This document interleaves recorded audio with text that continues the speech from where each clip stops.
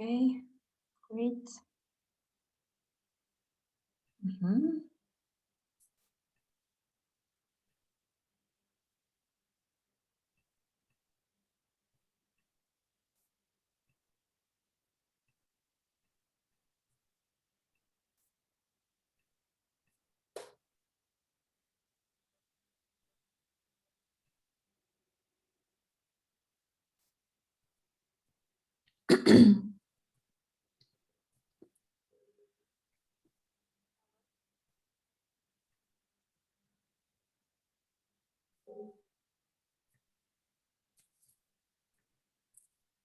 Mhm.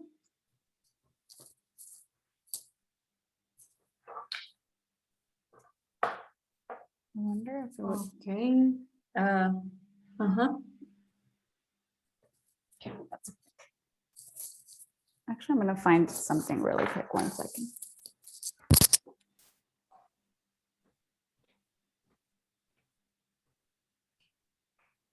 Okay. So from now on, I will go live.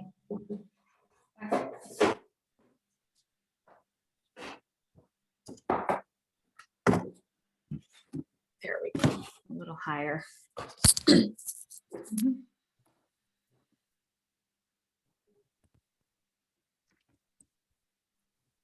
You can still hear me. Yeah, I hear. So I'm going live. Okay. Mhm. 1, 2, 3. And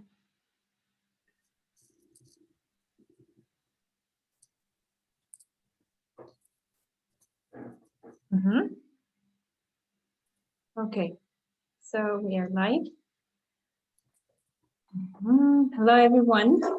Nice to meet you all. I just wanted to ask to wait a couple of minutes so everyone can join us, and after which we will start.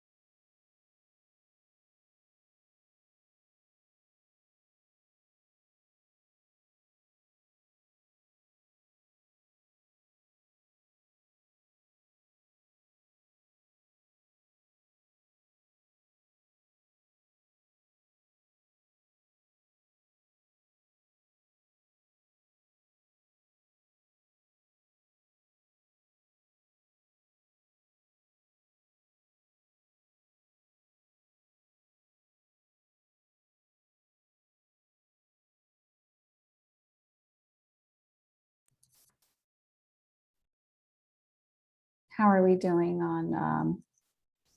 Actually, we are doing great. I see that many people join us. So I would like to know who joined us. So you can write in the comments, state your name and also say like from where you are, so we can greet you. So I guess we can start. So again, once again, nice to meet you all. I'm happy to see you all here. If I can see, if I can say, see you all in these times, but okay. So let's start. Hello, Sisian. Um, Hi, how are you? I'm fine, great. How are you?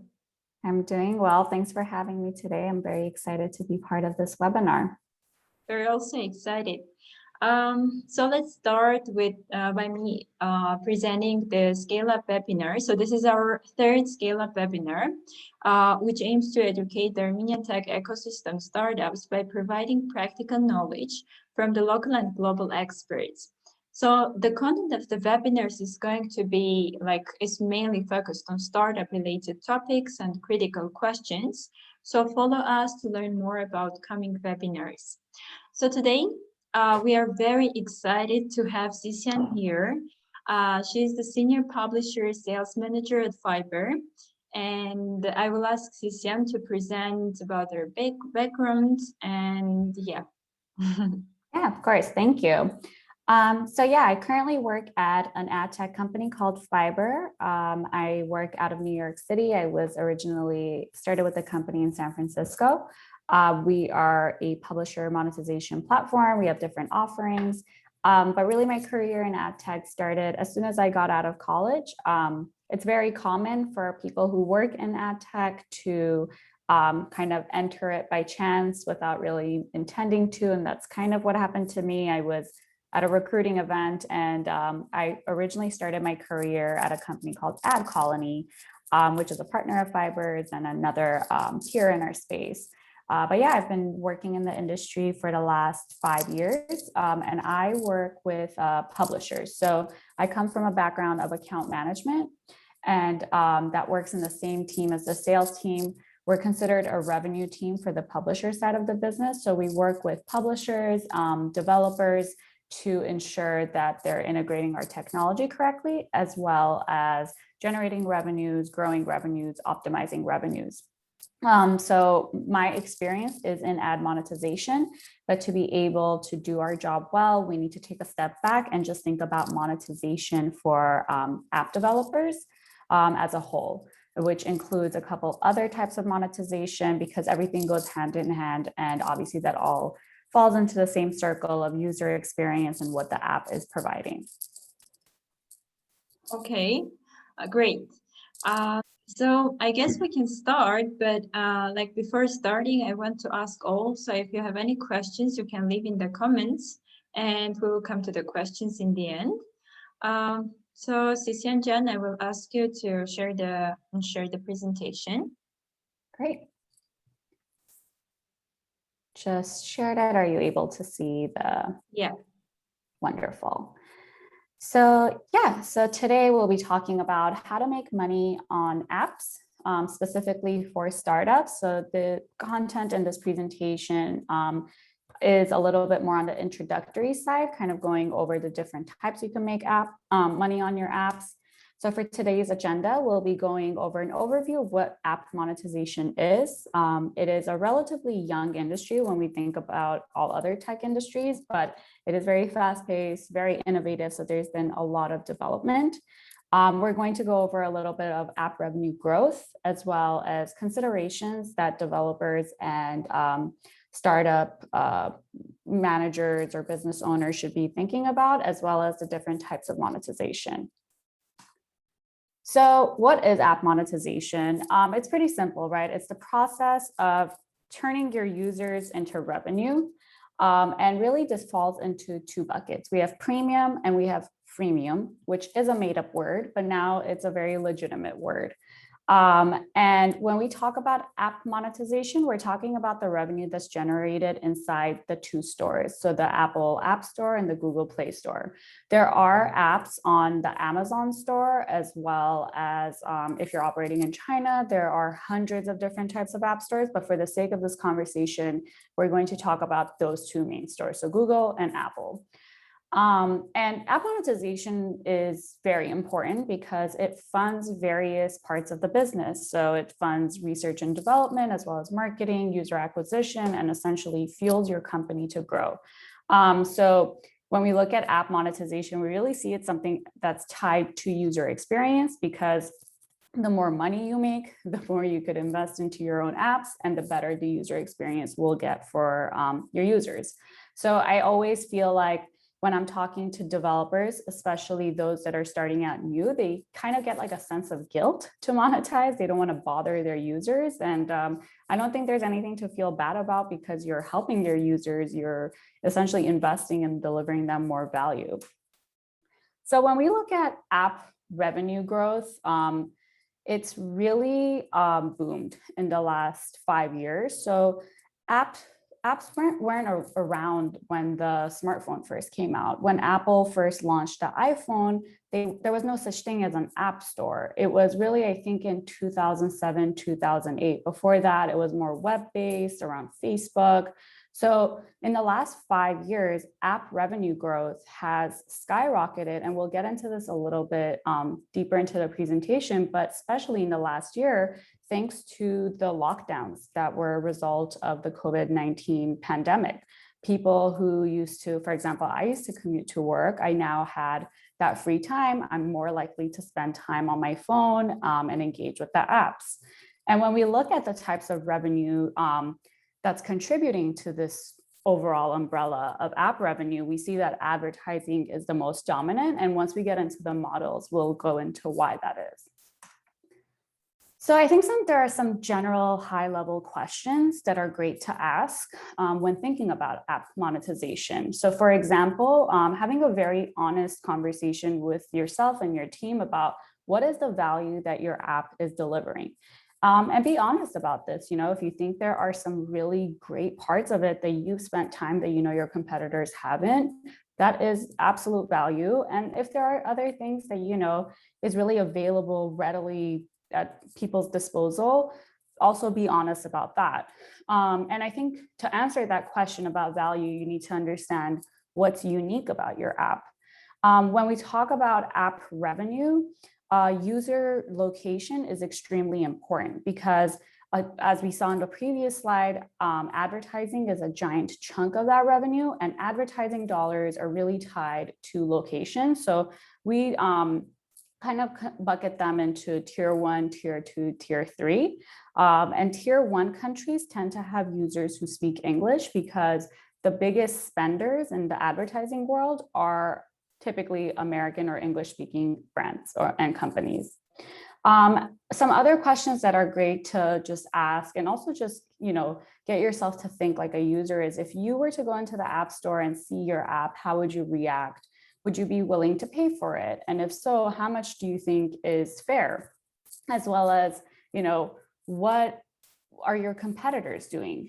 And is that working for them? So if you have a gaming app and there's a competitor who copied your app, you could download their app and see, you know, what are the ways that they're making money. And then if they do have public financial information, you could see if that works or not. And then also as a business, thinking about where you are in your life cycle and what that means for you. So if you are just launching, is it more important for you to gain more users or to gain revenue? And this question is kind of loaded, because it really depends on the funding that your business has and how it's structured. And then also, what is your growth plan? So for example, if you're a game developer, is it just that one game, or, you know, do you want to publish your first game, have it be a success so you could fund and publish more games? So these are questions that really only you can answer yourself, and they're really worthwhile to sit with your team and actually jot down what your answers are.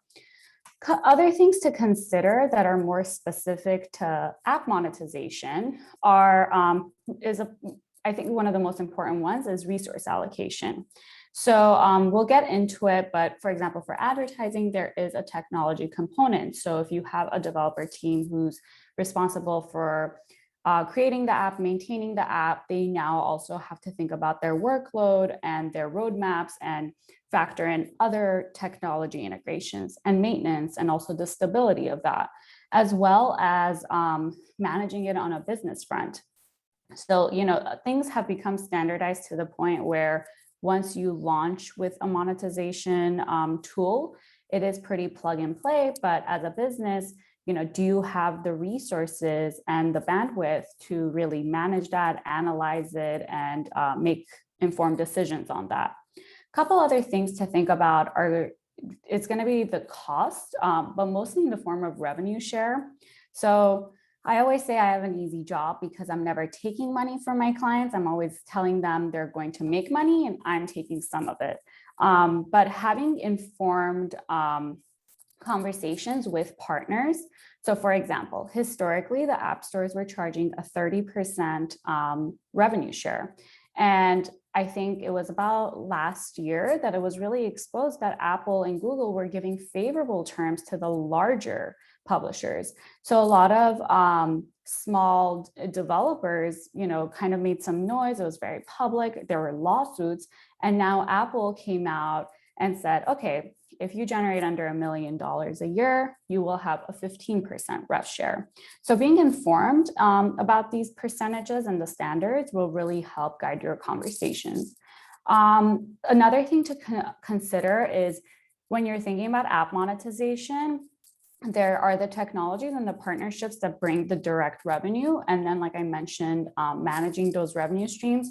You will need analytics, tracking. If you're going to do advertising, you might consider ad quality. When it comes to data, there are DMPs and CMPs. So all of these things are costs and resources that you need to think about for your business. A couple other things are the cost of user acquisition. So in the app world, you live and die by your users. And one feeds into the other. So the cost that it takes you to generate a user will really determine how much money you need to make to keep your business afloat. There are apps out there that don't spend on user acquisition and rely on organic growth. And I think even up until a few years ago, that was still very possible. But now in the search section of the stores, we even see ads there that are posted by Apple and Google. So it has become way more competitive to get those organic users. And then ultimately, what we really talk about in mobile monetization is lifetime value. So the lifetime value is the projected revenue that a user will generate for you in their lifetime. And knowing this number, even on an average sense of all your users, really helps you understand how much you can afford to spend on each user. And what kind of revenue model you need to build out for your business. A couple other things to be mindful of are regulation and privacy. So about almost 5 years ago, we saw GDPR, which impacts the European Economic Area. 2 years ago, we saw CCPA, which impacts California. And, as apps and are becoming more and more prevalent for everyday life, we are seeing more concerns around privacy from legislators as well as users. And depending on the country that you live in, this may impact your business. And then we also have disruptors in the industry. Like I mentioned, this is a very, very fast-paced industry. So you can figure out what to do that makes you $1 million a day, and then you'll wake up and Apple has decided to change one sentence in their guideline and it will rock your whole business. So for example, iOS 14 is a huge topic because in advertising, we use this thing called an IDFA to track and target users. And Apple announced last July that they're going to deprecate that. So there's this giant chunk of our industry that's worth billions and billions of dollars that now has had to scramble and figure out how to move forward from that and offset some of those revenue losses. We're also seeing a lot of consolidation. between the vendors and the publishers. It's like I mentioned, it's getting pretty saturated, especially in the gaming market. So we are seeing really large publishers, rather than have their own teams build these games, they keep an eye out, they find these indie developers who really get like 1 or 2 great hits, and then they acquire them because it's almost like the perfect formula. Then they just funnel the money in and just pump out title after title, as well as world events. So for example, Corona has had a huge impact on our industry. For some sectors of it, it has been very positive, for others, not so much. So these are all things to really think about. When we look at the app revenue growth, we see that 2020 was the strongest year. And like I mentioned, that is all due to the lockdowns from COVID-19. People who typically used to not go on their phones as much, or they had to drive 3 hours each way to get to work, now had that free time, and it's the easiest thing to do. It's right here in your hand, and it's very useful and entertaining. When we split by operating system, we see that although Apple actually has 15% less market share compared to Google on devices, and that's mostly due to the price tag of the device, but they're still generating about double the revenue that Google is. And that's mostly due to the fact that the average revenue per user for Apple users are higher because they come from countries that are in North America, the United Kingdom, and Japan. And these are what we consider tier 1 countries. They are English-speaking countries, so there's more revenue. But we are actually seeing the gap between Apple and Google close in, mostly because the tier 2 and tier 3 countries have had an increase in the revenue that they've generated per user, as well as there are more and more tools for Android developers to monetize their apps. So going into the types of app monetization, like I mentioned, there are really 2 types of buckets. So there's premium, which is you charge for your app. So if you look in the screenshot, $7.99, you pay for the app. It's a one-time fee, and that's it. Typically going into a premium app, you don't expect to see ads. There are some that do. So for example, if you think about Hulu, they have paid versions, but depending on how much you pay, you'll still get ads. To me, that's not a really great experience. So typically when we see premium apps, they don't have ads. And the pros of this is that your revenue is directly tied to downloads because each download is getting you paid. And you're really just dealing with Apple and Google Play. So like I mentioned, Google Play and Apple will take a revenue share. So if this app is $8, when me as a user, I go in and I download it and I pay for it, Google and Apple take their cut and I get paid my share of the revenue.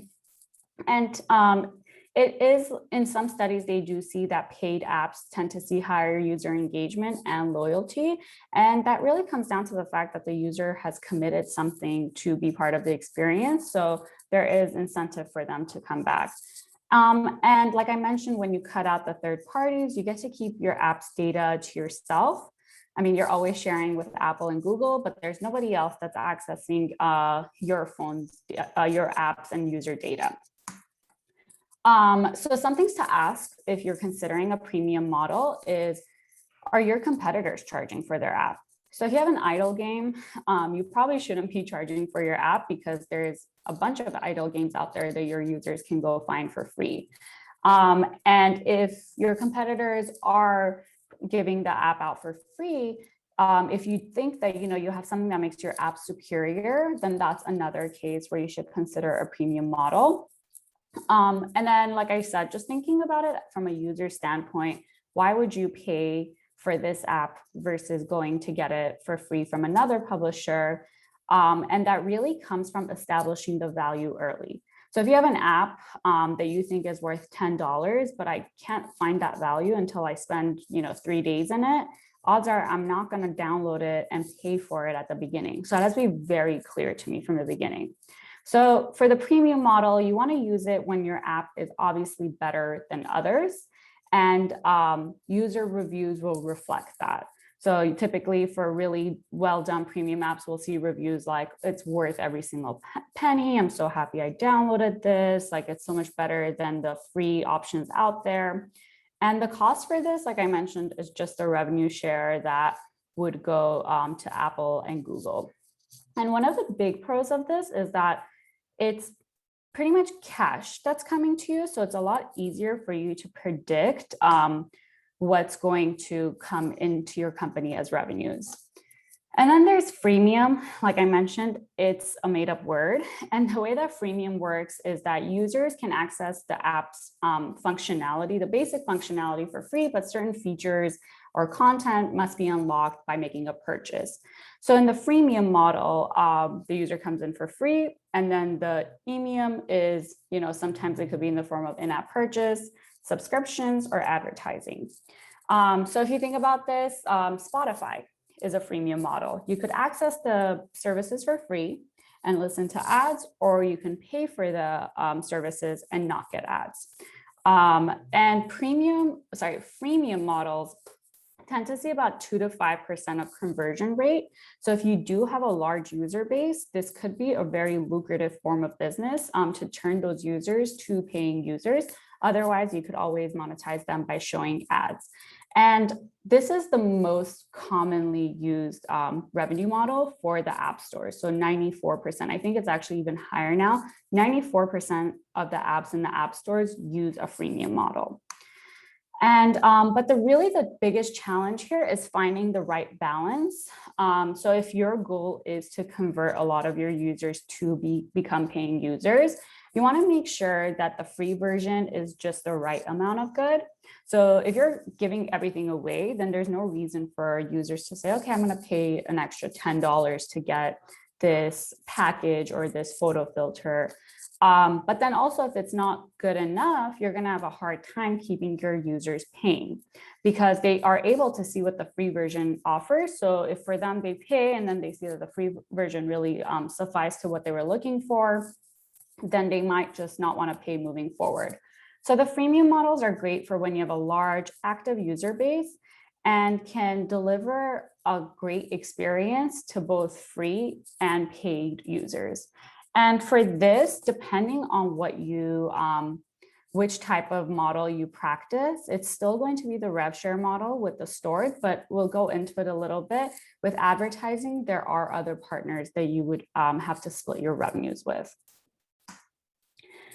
So really, I think the most favored way of freemium is in-app purchase, because like I mentioned, this is cash, this is coming to your business. It's a lot easier to track and really model out. So in-app purchases allows users who have entered the app for free to buy content, services, special features. So I think one of the best ways to think about this is just games. Like you run out of lives and you can buy more lives, or you could wait probably for like 3 hours and get other lives. So it doesn't completely block your experience, it just adds to it or expedites it.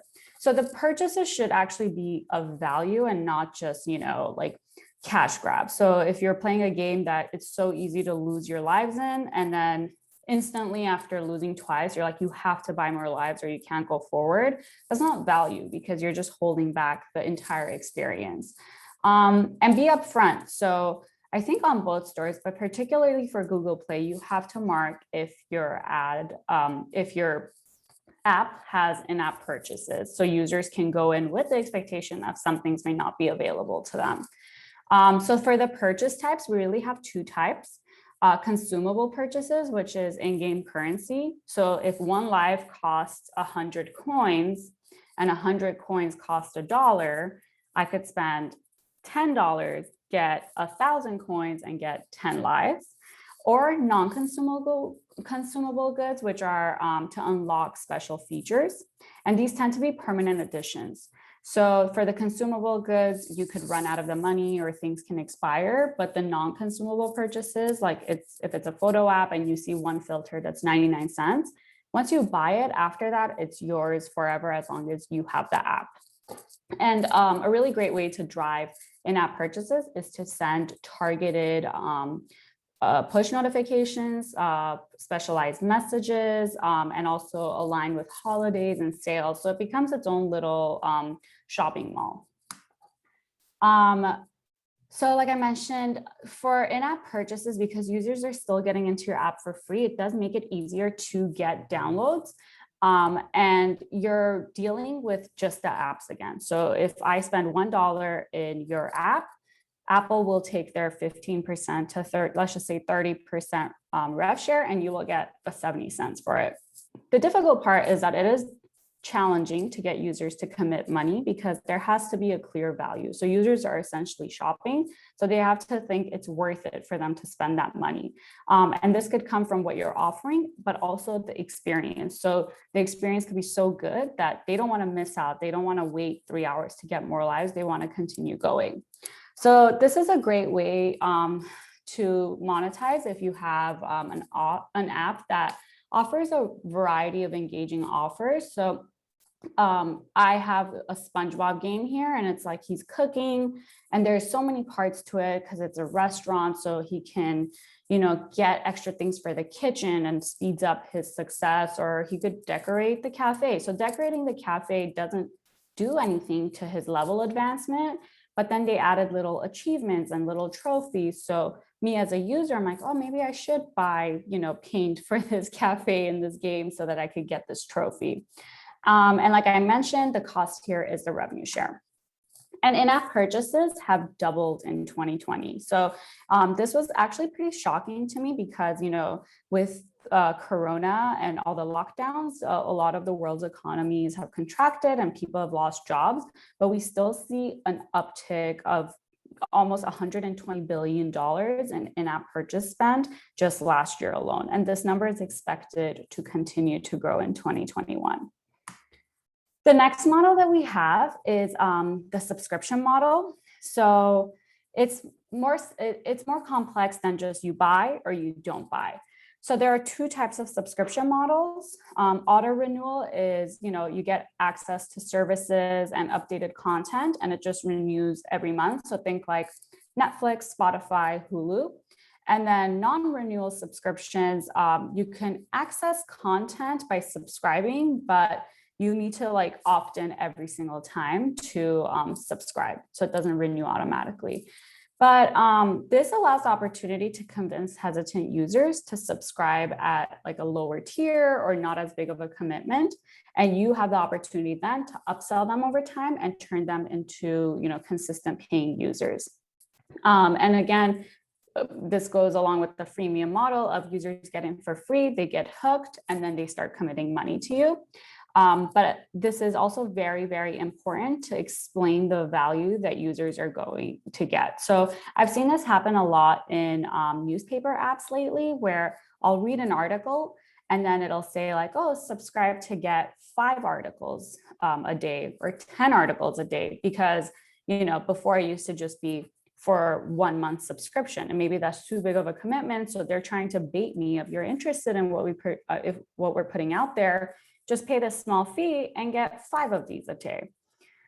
The challenge of subscription is you really have to split your business brain into 2 different parts. One, you want to make sure that you're constantly creating a user experience that's going to keep your paying customers happy and think that it's worthwhile to spend this money. But then also 2, you want to find that perfect balance for the non-paying users where they're hooked enough to really want to be in your app, but they're just right on the outside. So you kind of want to create a sense of FOMO for your non-paying users. And I really like how PixArt, actually an Army Beam app, does this, because they have a ton of filters and settings you could use for your photos for free. But some of the really, really popular ones that you'll see on social media, those are under the gold subscription. So you pay an annual or a monthly fee and you're able to access them. And really one of the biggest advantages to this is that it is a more predictable revenue model. So when you're thinking about your growth and what you want to do in terms of user acquisition, you have more confidence doing that as a business. And again, using this is really going to be successful when you have engaging content that's also updated pretty frequently. So people can justify this recurring cost for them. And this is only going through the app stores. So they will just take their cut and you walk away with your share of the revenue. And then how are we doing on time? I want to make sure that we're leaving enough time. So we have enough time. You can. Okay. Okay, great. So this is actually, and then subscriptions, yes, they are growing. So just like I said, with just general app revenue, but in-app purchases, subscriptions that we typically saw slower growth because it is committing hard money. They have grown a lot in 2020 thanks to COVID lockdowns. Another reason that subscriptions are seeing a lot of growth is because the app market has become very saturated. So as soon as that they find one publisher who's very clearly laying out what the value is, it becomes more peace of mind and easier to vet through all the options out there to just commit to one, subscribe to one, and keep that as your go-to. And then finally, we have advertising, which is really where my experience comes in. And this is, I think, almost like 99% of apps have ads at this point. So users access your app for free with the expectation that they will see ads during that experience. And I think the word expectation here is really important because this wasn't always the case. But in the last 5 to 10 years, as the app market has developed, so has the ad tech with it. And it's now seen as something that adds to the experience. So, and there's a lot of studies that have been done also on like a psychological level where users expect to see ads, especially in the form of natural breaks, because their brains are almost looking for it as a way to just like take a little pause. So think of it as if you're watching a show on TV and there's a lot of commercial breaks. You could get up and, I don't know, get more food, use the restroom. But if you're sitting and watching like a 3-hour movie or like on Netflix, every now and then even Netflix is like, are you still there? Like, are you still sitting in this one place? And really without in-app advertising, a lot of apps would not exist. So I think it's really easy for users to sometimes get bratty, but I always ask my friends when I tell them what they do because their immediate response is take the ads off my phone. And I always ask them, when's the last time you paid for an app? And if you can't remember that, then that means that, you know, these publishers have figured out a different way to make money that isn't tied to you. So I think some of the pros is that, number one, like I mentioned, it's a common practice in the industry. So don't be nervous about it. You get to scale your user base a lot quicker because there's no financial commitment to download the app. And it's ultimately easier to capture a user's time than money. I think it's always very scary when like the Apple Pay little thing comes up and you have to double tap and it has to read your face. It's kind of like, are you sure you want to hand over your money? And, you know, ads don't have to be intrusive. When they're highly targeted and relevant and placed in the right place of the app, they can really add value to both the advertiser and the user. And the technology has advanced in such a way that a lot of times it's not, you know, sticking out like a classified ad. A lot of times you can't even really tell the difference because it's so pretty. So for example, on the right here, you see a store. So this is typically the in-app purchase store, but I'm guessing this publisher, you know, did some testing and saw that, okay, if a user is coming to my store, the users that are going to spend money will spend money. But on the off chance that there's, let's say, 20% of the users that click on the store don't spend money, let me give them the option up here to watch the video where I could get paid from advertising and they can get some sort of value. So the challenge with advertising is that it could be disruptive. And there are some ads that if you just search on the App Store, you'll see like just really terrible ratings and people are like, this is super spammy.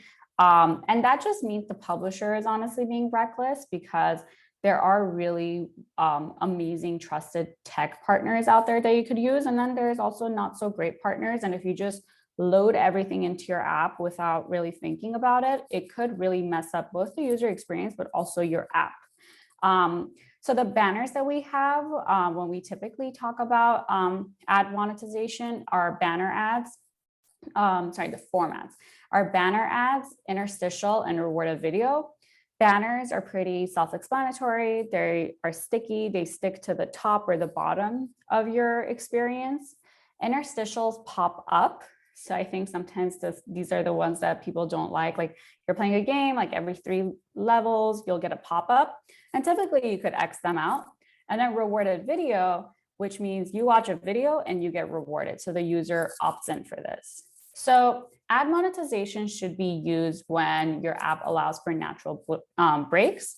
And then also when your app has a lot of users, what we consider like substantial is really 50,000 plus. I think the substantial revenue will really come around 200,000. That doesn't mean that you can't monetize if you don't have that many users, but that would just set your expectations of like, it won't be as much revenue as you see some of the numbers on the internet.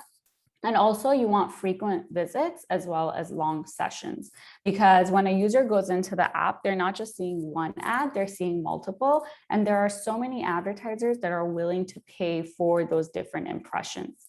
The cost for this is rev share again. Very, very rarely will you have an ad tech partner who will charge you. But the rev share here isn't as, set in stone the way it is with the app stores, because there are so many companies out there. So it's something that you would either read in your agreement, or if, you want to negotiate, that's also something that you can do. Ads are amazing for games. They are a true natural fit. With utilities, it could be a hit or miss.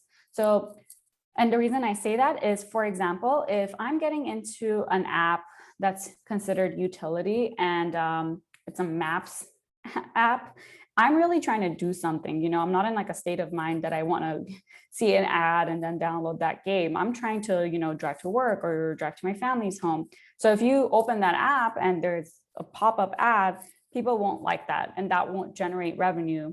But, there's a lot of texting apps out there that are considered utility, or some sort of like fitness tracking.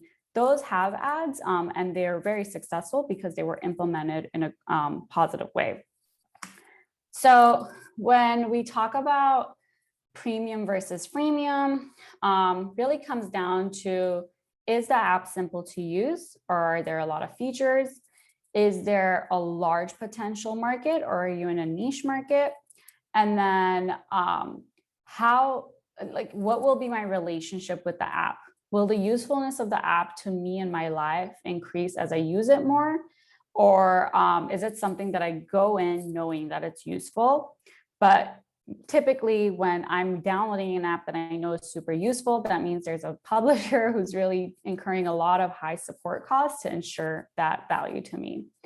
And then one other type of monetization that I've included, but I wouldn't really consider it as big of as part of like the multiple that I discussed today, are sponsorships and partnerships, and mostly because these are very, very niche types and super custom.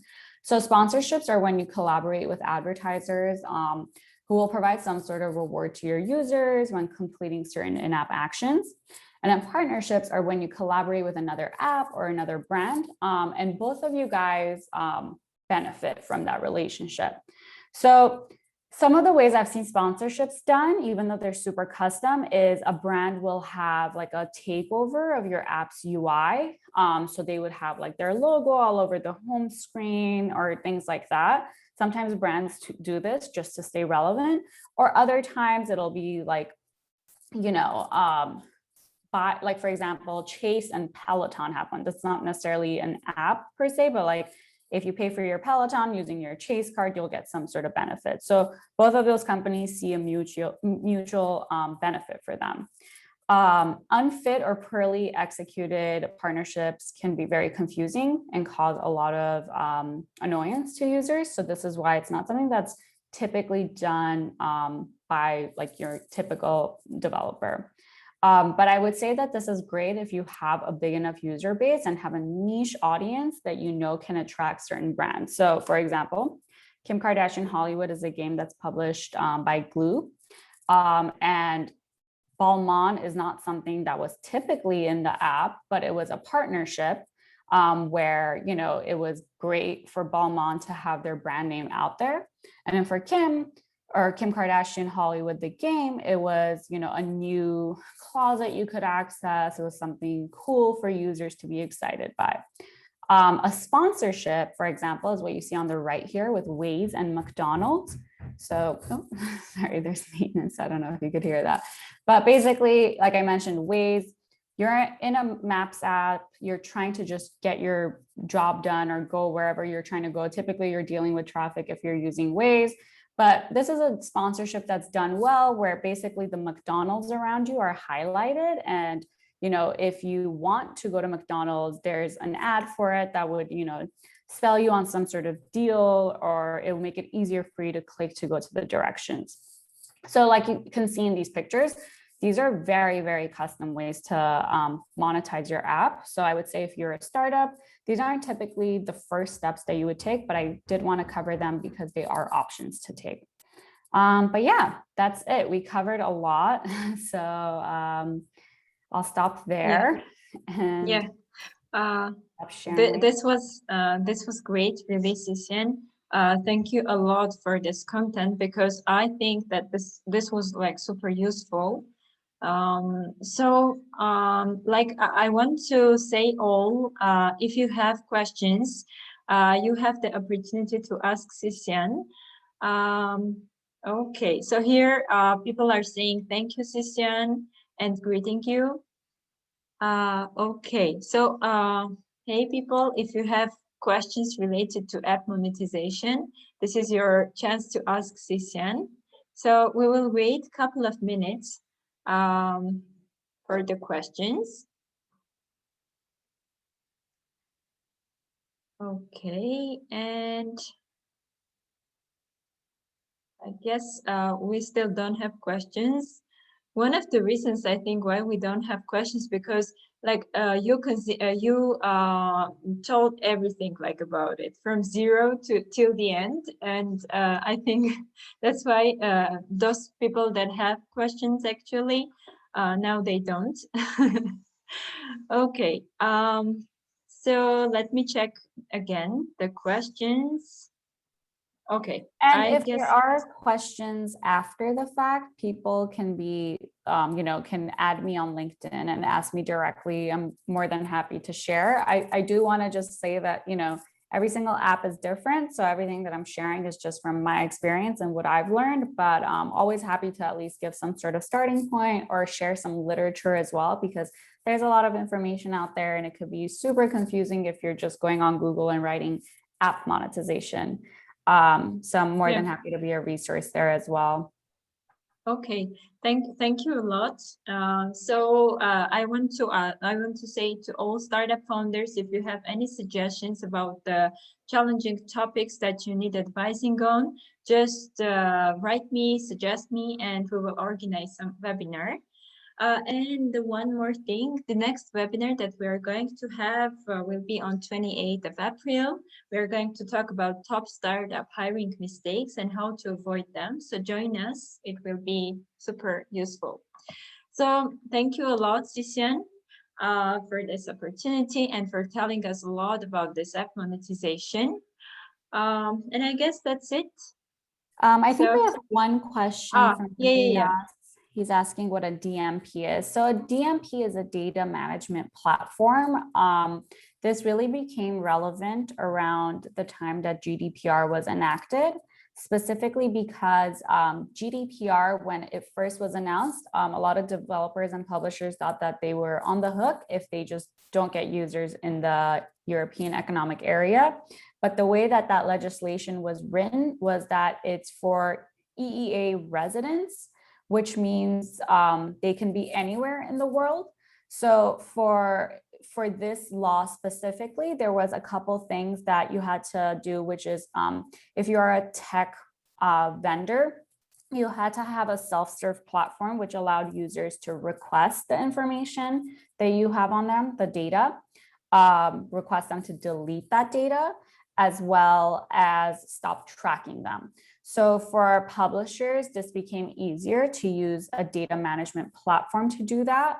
because as a publisher, especially if you're doing advertising, you're working with anywhere from 10 to 40 tech partners, and this becomes a pretty complicated process to manage, but you obviously do want to make sure that you're complying with this regulation. So it's called a data management platform, and if you want to message me on LinkedIn, I could send you more information about that. Okay, thank you. I guess the question is answered. So that's it for today. Thank you, Sisian, once again, and thank you all for being with us today. Thank you.